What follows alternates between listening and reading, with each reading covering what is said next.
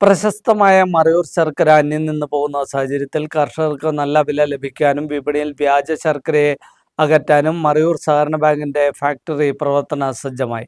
Factory Idukki M P Dean Kuriakose ഉദ്ഘാടനം ചെയ്തു. Marayur service സഹകരണ ബാങ്കിന്റെ മറയൂർ ശർക്കര നിർമ്മാണശാല പ്രവർത്തനം ആരംഭിച്ചു. ദേവുള എം എൽ രാജ അധ്യക്ഷത വഹിച്ച യോഗത്തിൽ Idukki M P advocate Dean Kuriakose ശർക്കര നിർമ്മാണശാലയുടെ ഉദ്ഘാടനം നിർവഹിച്ചു. ലോകത്തിലെമ്പാടും കൂടുതൽ സ്വീകാര്യത ലഭിക്കുന്ന തരത്തിൽ ഇപ്പോൾ തന്നെ അതുണ്ട്. മറയൂർ ശർക്കരയുടെ സ്വീകാര്യത ആരും പറഞ്ഞറിയിക്കേണ്ടതായിട്ടില്ല.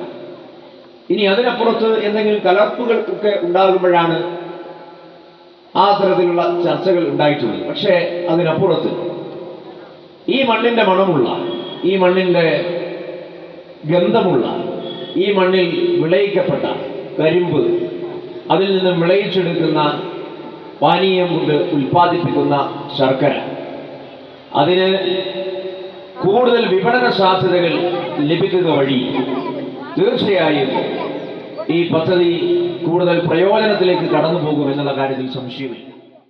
മറയൂർ ശർക്കരയ്ക്ക് ഭൗമസൂചിക പദവി ലഭിച്ച പ്രചാരം നേടിയെങ്കിലും കർഷകരുടെ ജീവിതത്തിൽ പ്രത്യേകിച്ച് മാറ്റം വരുത്തുവാൻ കഴിയാത്ത സാഹചര്യത്തിലും കരിമ്പ് കൃഷി അനുദിനം കുറഞ്ഞു വരുന്ന സാഹചര്യത്തിലുമാണ് പ്രദേശത്ത് ഉൽപ്പാദിപ്പിക്കുന്ന മുഴുവൻ കരിമ്പും സംഭരിച്ച് ഗുണമേന്മയും രുചിയും നിലനിർത്തിക്കൊണ്ട് ശർക്കര നിർമ്മാണം ആരംഭിച്ചിരിക്കുന്നത്. NABARD Kerala chief general manager Baiju N Kurup, Marayur service സഹകരണ bank president Ancy Antony, Marayur service സഹകരണ bank secretary George Kunjappan, Marayur panchayat president Deepa Arul Jyothi, മറ്റ് രാഷ്ട്രീയ പാർട്ടി പ്രതിനിധികൾ, പൊതുപ്രവർത്തകർ തുടങ്ങിയവർ സംസാരിച്ചു.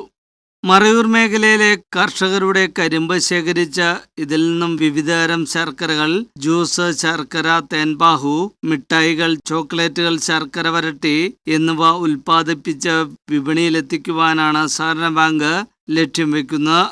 ഫാക്ടറി ആരംഭിച്ചതോടെ കർഷകരിൽ നിന്ന് നല്ല വിലയ്ക്ക് കരിമ്പ് വാങ്ങുമ്പോൾ കരിമ്പ് കൃഷിക്ക് വീണ്ടും കർഷകർ തയ്യാറാകുമെന്നുള്ള പ്രതീക്ഷയാണ് സഹകരണ ബാങ്കിനുള്ളത്. News bureau, Marayur.